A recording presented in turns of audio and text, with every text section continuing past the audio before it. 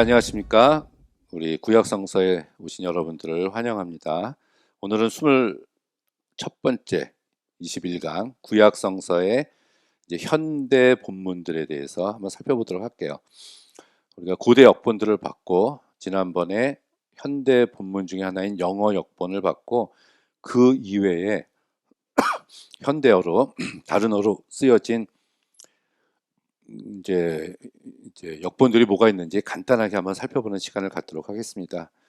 자, 프랑스예요. 프랑스의 최초의 성경은 1170년경 발도라는 사람들이 자기 추종자들과 함께 프랑스어로 번역한 복음서와 바울서신을 첫 번째로 본다. 이게 1170년경, 굉장히 오래됐죠.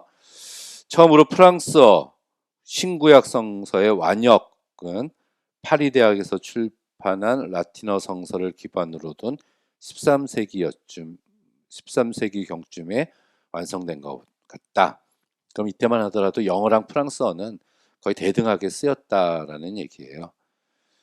이후 1487년에 카톨릭 학자들이 큰 성서 이들도 프랑스어로 했고, 1535년 이때쯤이면 이제 종교개혁이 막 일어나는 시기입니다.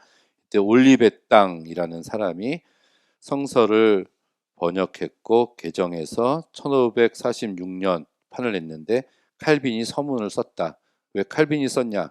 사촌지간이라고 합니다. 1553년에 인쇄업자 로베르 에티엔이라는 사람이 이 번역을 제네바에서 출판할 때 장절을 구분했다. 이 성서의 장절 구분의 역사도 이렇게 오래되지 않아요. 최근에 들어서 몇 장 몇 절 이거를 구분했다라고 보셔야 됩니다. 그리고 19세기 후반에 프랑스 역도 구약성서, 신약성서가 출판됐고, 20세기에 도미니크 수도의 학자들이 번역한 예루살렘 성서, 그리고 공동 번역 성서라는 게 있다. 프랑스어도 계속해서 이제 개정해가지고 성서를 만들고 있다는 것을 알 수가 있습니다. 독일어 성경도 있네요. 아까 고어역을 울필라스라는 사람이 했다고 제가 지난 시간에 말씀드렸는데, 이 사람이 이제 고트어로 성경을 번역한 것이 시초지만, 이제 독일어 게르만어로 된 가장 최초의 성경은 몬제라는 사람에 의한 마태복음 738년이다. 예, 굉장히 오래됐죠. 9세기에는 복음서들의 발췌 번역과 시편 번역이 있다. 이 발췌 번역이라는 건 이제 쪽 번역이라는 거예요. 이제 처음에 이게 너무 방대하니까 신구약 성서를 다 번역할 수가 없어서 하나를 선택해서 번역을 하는데 주로 신약을 많이 했고, 그 중에서도 이제 요한복음을 많이 합니다. 요한복음이나 마가복음 같은 거. 그리고 아우크스부르크 성서라고 알려진 구약 성서도 나왔고, 멘텔 성서 1466년 이런 것들이 있습니다. 중요한 거는 이제 루터예요. 루터가 1534년인데, 이 루터가 대단한 거는 종교 개혁 중에서도 독일어로 성서를 번역했다는 게 이게 굉장합니다. 제가 그 에라스무스가 헬라어 성서를 번역했다고 얘기했잖아요. 이제 그거를 대본으로 보고 이제 헬라어 성경을 보고 이제 신약 성서를 번역을 했고, 구약 성서는 이 브레시아 히브리어 성서라는 것을 가지고 대본으로 번역을 했다는 거, 주변의 도움을 받아서 계속 개정판을 냈다. 루터의 독일어 번역 성경은 굉장히 위대합니다. 위대한 이유는 그래도 독일어를 사용할 수 있었던 사람들이 그 당시 있었다는 얘기예요. 이제 중세 시대를 500년에서 1500년이라 그러잖아요. 500년에서 1500년 동안은 라틴어 성경, 불가타형만 봤는데, 이 라틴어를 알고 있는 일반 농민들은 거의 아무도 없었고 사제들밖에 없었다고 봅니다. 근데 말틴 루터가 그 독일어로 성서를 번역해서 또 쿠텐베르크에 의해서 인쇄술이 나와서 번역한 것을 인쇄해서 여러 사람들에게 나눠줘서 사람들이 독일어를 알고 있는 사람들이 성경을 읽을 수 있었다는 얘기입니다. 그래서 종교개혁이 일어났다고 봐야 돼요. 성서를 읽을 수 있어서. 그래서 루터역은 장엄한 어법, 풍부한 어휘로 독일 문학사에 깊은 영향을 끼쳤다. 뭐 천재라고 볼 수가 있겠죠. 그 이외에 취리히 성경도 있고요. 그리고 멘제 성경 뭐 이런 것들도 있습니다. 거의 뭐 이 카톨릭 이제 유럽들이 카톨릭 국가이다 보니까 보통 이제 카톨릭 성서라고 보면 됩니다. 네덜란드어로도 번역이 됐어요. 10세기 초에 시편이 됐고 완역된 거는 1526년경.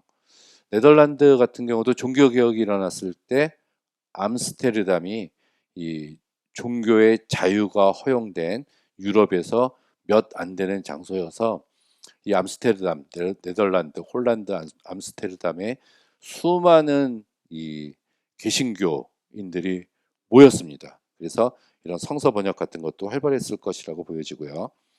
이탈리아어로도 번역이 되었습니다. 13, 4세기에 공간복음서가 완역됐고 1532년에 그리고 1607년에 계속해서 성서가 번역이 됐다. 뭐 헝가리어 또 15세기에 뭐 이렇게 번역이 됐다. 넘어가도 되겠죠? 이제 중국에 기독교가 들어간 게 7세기경이었다 이렇게 보네요. 경교라는 이름으로 네스토리안 그 사람들이 전파를 했다 이렇게 우리가 보고 있죠. 그래서 13세기에 벌써 카톨릭이 들어왔고 19세기에 개신교가 들어왔어요. 그래서 본격적인 성서 번역은 개신교가 들어가면서부터 시작됐는데 1810년에 마르시만이 마태복음을 번역했고 1822년에 구약성서, 신약성서가 중국어 한문, 중국어 성서로 간행이 됐습니다. 근데 중국어 성서의 대표적인 두 역본이 이제 대표 역본, 화합 역본 이렇게 있어요. 대표 역본은 하나님을 신이라고 표기한 심판과 상제로 표기한 상제판으로 출판이 됩니다. 상제는 뭐예요? 뭐 위에 있는 황제 막 그런 뜻이잖아요. 본래 이게 하나님이 맞아요? 하느님이 맞아요? 우리 뭐 유일신이라 해서 이제 하나님 이렇게 얘기하잖아요. 근데 우리말 성경에도 처음에는 하늘님 이렇게 번역을 했습니다. 그 제가 캐나다에 있을 때 그 유니언 교회 그 약간 그 진보적인 교회를 가 보니까 거기는 다 하는 개신교인데도 이제 하나님이라고 안 부르고 하느님이라는 호칭을 사용하더라고요. 카톨릭도 그렇죠. 이게 하늘에 계신 님이라는 거잖아. 근데 이게 이제 엘로힘을 번역을 우리가 하나님으로 했다는 얘기인데 성경에 이제 여호와는 여호와로 번역을 했고 구약 성경에 엘로힘이라고 나온 단어는 하나님으로 우리가 개혁 성경에 번역을 했습니다. 그래서 하나님은 뭐예요? 유일해서 하나님? 하나? 그렇게 알고 있죠. 근데 뭐 하느님이라 뭐 넘어갑시다. 그래서 이게 쓰이고 있다. 이제 중국 성경에서는 상제, 뭐 천지의 주제시오, 뭐 이렇게 이야기하고 있는 구약 그 중국어 성경들이 있는데 중국에 개신교가 많나요? 요즘 중국 선교사 종교의 자유가 거기도 요즘 뭐 3개월에 한 번씩 비자 발급하고 굉장히 뭐 어렵다라고 얘기를 하고 있습니다. 자, 일본어 성경도 있어요. 우리보다 훨씬 앞섰습니다. 일본어 성경 최초는 귀철라프라는 사람에 의한 요한의 복음서, 요한복음이죠. 1880년에 신약성서 그리고 구약성서가 번역되었다. 88년도에 이것을 메이지 시대 때 번역이 돼서 메이지역이라고 합니다. 17년에 개정판, 53년에 두 번째 완역 성경이 나왔다. 54년에 그래서 많이 쓰이고 있는데 70년도에 신개혁이 나오고 78년도에 카톨릭과 개신교가 공동으로 번역한 공동번역, 87년도에 개정한 신공동번역 이런 것들이 나왔다는 얘기입니다. 좀 정리를 좀 해볼까요? 최초로 히브리어 성경을 헬라어로 이제 다른 언어로 번역한 게 이 70인역입니다. 역사가 굉장히 오래됐다고 말씀드렸죠. 이것은 당시에 구약을 믿고 있었던 유대인들이 아람어나 히브리어를 잊어버리고 헬라어밖에 사용을 하지 못했어요.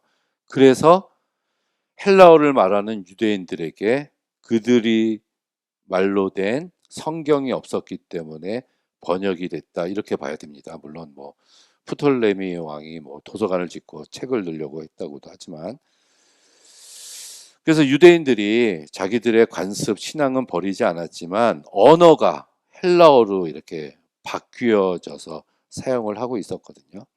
그래서 자신들이 사용하는 언어로 된 성경을 가지고 오려고 하는 것은 당연한 자연스러운 일이었습니다.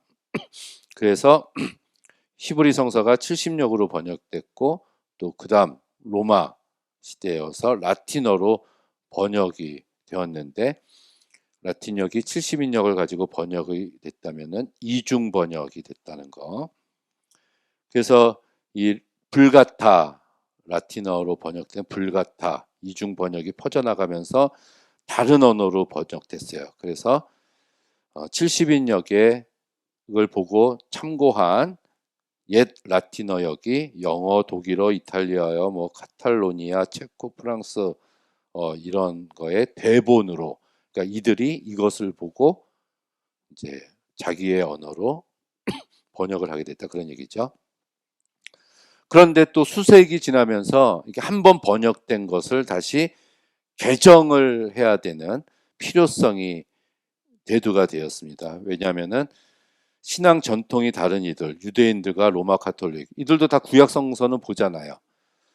이들을 위해서 번역하기도 하고 신앙의 성향에 따라서 또 성경을 어떻게 읽힐 수 있을까, 어떻게 하면 사람들한테 많이 익힐 수 있을까라고 현대어로 된 성경도 나오게 됐습니다.